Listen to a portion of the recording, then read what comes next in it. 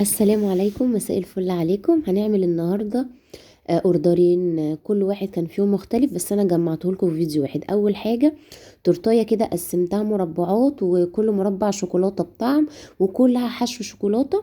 والتورتايه التانية برضو مقاس 30 في 40، كانت حابه ان هي يبقى عليها صوره توي ستوري، باز يطير بقى وودي والحاجات الحلوه اللي الولاد بتحبها دي، وكلها برضو شوكولاته. فانا هحشي معاكم واحده وازين، والتانية هتبقى نفس الحشوة بالظبط وهنزينها مع بعض. بصوا انا جبت الصينيه دي بصراحه ورحت سرقتها من عند ماما، عشان انا الفرن بتاع الكهرباء ما بياخدش الصينيه مقاس 30 في 40، فبياخد الصينيه دي. فكنت عايزه حاجه زيها وما تبقاش بحاجه مايله، يعني تبقى بحوافه عاليه زي اللي انا خدتها من ماما دي. عفوا. فرحت خدتها منها ودخلتهم الاتنين في الفرن عشان ما اقعدش استنى على واحده تستوي وارجع احط التانية. لا، عملت في كل واحده نص كيلو دقيق سبونش وعليت الحروف زي ما انتم شايفين كده، وهسيب لكم لينك الكيكه الاسفنجيه في صندوق الوصف. نص كيلو دقيق سبونش عليه 6 بيضات، عليه معلقه كبيره محسن جل، نص كوبايه ميه وفانيليا. بضرب كل ده بالمضرب وبس كده. بقى اهم حاجه تعلي حواف الصينيه بتاعتك بورق زبده، وبدات ان انا اقشرها. انتوا عارفين ان لازم نقشر الكيك بقى من القاعده ومن الجوانب. وقطعت كل واحده 4 طبقات، هي اللي كانت طالباها كانت عايزاها عاليه، فكل كيكه قطعتها 4 طبقات. نحضر الحشو بقى، ده موس شوكولاته. بصوا العلبه هنا فضيت، هجيب املاها. انا لما بجيب نص كيلو واحطه في العلبه دي بتاخد نص كيلو، عشان يسهل عليا ما اقعدش اجيب من الكيس وكده. يعني حاولي وانت بتشتغلي تبقي منظمه شغلك. حطيت كل تورتيه خدت 3 كوبايات من موس الشوكولاته. موس الشوكولاته بحط عليه معلقه كبيره بس من باستر كريم وشويه فانيليا، وهو عليه السكر وكل حاجه. وحطيت 2.5 كوبايات من الميه المتلجه وضربت. هو ما بيحتاجش ميه كتير، وكمان ما بيحتاجش اي اضافات ليه، هو بيبقى فيه السكر وكل حاجه بتاعته، وبيرمي كميه اقل من الكريم شانتيه، عشان كده بنضرب اكتر. حطيت بقى اول طبقه وهحشي. وحطيت بلاستيك، اللي هو اللي كاسب بلاستيك على الجوانب، عشان اما اجي اصب اي حاجه ما تبهدليش القاعده بتاعتي. هو انا المفروض هنا كنت عملت لكم التورتيه اللي هي الاولانيه، بس هي كده كده الاتنين نفس الحشو، عشان هتلاقوا القاعده دي بتاعت اول تورتيه، بس انا ما حبيتش ازود عليكم الفيديو، فهو الاتنين حشو واحد بس. قلت احشي واحده معاكم ونزين التانية. حطيت بقى بندق وجناش، انتوا عارفين بحشي كده. وتاني طبقة انا بحط، بصوا الطبقتين جنب بعض ما بيبانش خالص ان هما كيكتين ملزوقين في بعض، بالعكس لما بتتقطع هي كأنها تورتايه واحدة. واسهل عليا بصراحة من ان انا ادخل اضرب كيلو سبونش مرة واحدة. يعني النص كيلو بحس ان هو بيتضرب وبياخد حقه في الضرب اكتر. عملت ال4 طبقات، كل طبقة حشيت مرة كريسبي مرة بندق وجناش وجلست. تمام. دي كده بقى التورتيه اللي هي هنعملها بالشوكولاته. هبدا ازينها. لازم طبعا ببيت التورتيه بتاعتي بعد ما بحشيها في التلاجة ليله كامله. ليه؟ عشان طبقات تمسك.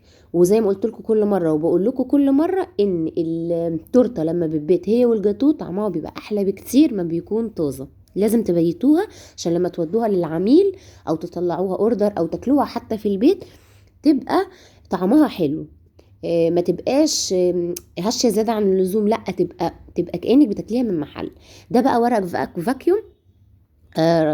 عملته كده داير ما يدور. ودوت كريم شانتيه، بس انا شبحت الكيس كله من بره. من جوه يعني عملت طبقه خارجيه من الجناش وحطيت كريم شانتيه، فاداني اللون ده. وبعدين جبت مسطره وقست، انا عايزه الناحيتين يبقوا قد بعض، والحته اللي في النص تبقى برضو متساويه عشان لما اجي اكتب الاسم يبقى فيه تناسق. فخدت 12 سنتي من هنا و12 سنتي من هنا، وسبت في النص يبقى قد بعض، وقسمت كده زي ما انتم شايفين. انا ما بحبش لون الكريم شانتيه البني لوحده، فحبيت ان انا اغير. جبت الجناش ومسحت بيه الكيس كله من جوه، وبعدين حطيت شوكولاته فاديني اللون. الكريم شانتيه المشبح ده كان شكله حلو جدا على التورته. قسمت كل بقى مستطيل عملته ل3 مربعات، ومربعين دول هقول لكم هنكتب في واحد الاسم وواحد احط فيه شوكولاته خام. كل مربع بقى حطيت فيه شويه جناش. بصوا زي ما انتم شايفين كده، هملاه كلها جناش.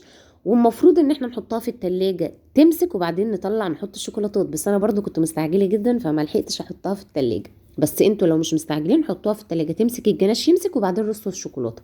دي شوكولاته كيت كات، وده اوريو قطعته انصاف كده ووقفته واحده يمين وواحده شمال زي ما انتوا شايفين.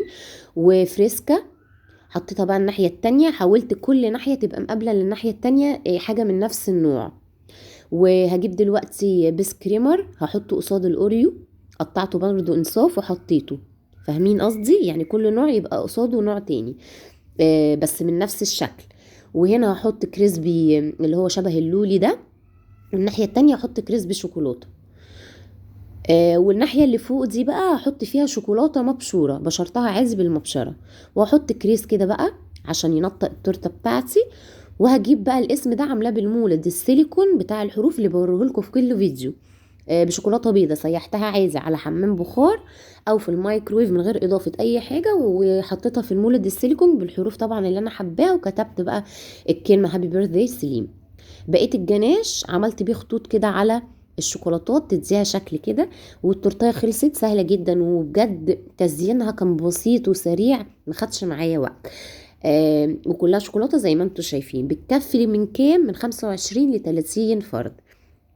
تاني تورتايه بقى دي اللي انا حشيتها معاكم في اول الفيديو، بعد ما دخلتها طبعا جمدت على الاقل 4-5 ساعات بعد ما جلستها، بدأت ان انا اصب عليها الجناش. تعالوا نتكلم شوية على الجناش ده جبت شوكولاتة فيينا قلت هجربها، بس الحقيقة ما عجبتنيش خالص. انا شفت ناس كتير بتتكلم يعني عليها، تقول انها حلوة جدا وهاتوها ومش عارف ايه ورخيصة، بس بصراحة انا ما عجبتنيش، وهقول لكم ايه الغلطة اللي انا عملتها هنا. بصوا، وحزمت التورته كده من تحت داير ما يدور بالكريم شانتيه برضو شبحته. ودي الصورة، صورة غذائية قابلة للأكل بطبعها عند محل مستلزمات الحلواني. دهنتها الجناش زي ما بدهن أي صورة بعملها معاكم، بس الغلطة ان انا حطيتها على جناش سايب. انا شفت حد برضو قال ان ليه احنا ندهن التورته الكيك الصورة، ما ممكن نحط جناش ونقوم حاطين عليها الصورة على طول، بس لا ما تعملوش كده. الصورة دهنوها كويس بالجناش يبقى تقيل ومتماسك، وحطوها على الكريم شانتيه على طول، ما تدلقوش جناش وتحطوا الصورة عليه، لان الصورة بعد ما سلمتها العميلة قالت لي ان هي بتطلعها كانت متزحزحة شوية من مكانها. فنتيجة الجناش حتى جناش فيينا ده ما مسكش جامد على التورته، لو تلاحظوا وانا بعمل لا ما مسكش زي سما ابدا. فدي غلطه انا وقعت فيها وهي الصوره يعني الحمد لله وصلت سليمه وكل حاجه والناس انبسطوا من التورته. بس هي يعني لما انا سالتها قالت لي، هي ما بعتت لي صوره الصوره بقول لها هي متزحزحه شويه، قالت لي لا انا والله وانا بطلعها كانت هي فعلا متزحزحه سنه بسيطه. فدي الغلطه بتاعت الجناش، فمحدش يقع في الغلطه دي. ادهنوا الصوره كويس جدا بالجناش وحطوها على الكريم شانتيه واشتغلوا عادي. وكتبت الاسم ده بورقه ترانسفيرال على شكل حروف. ويا رب اكون قدرت افيدكم والتورتتين بتوع النهارده يكون عجبوكم.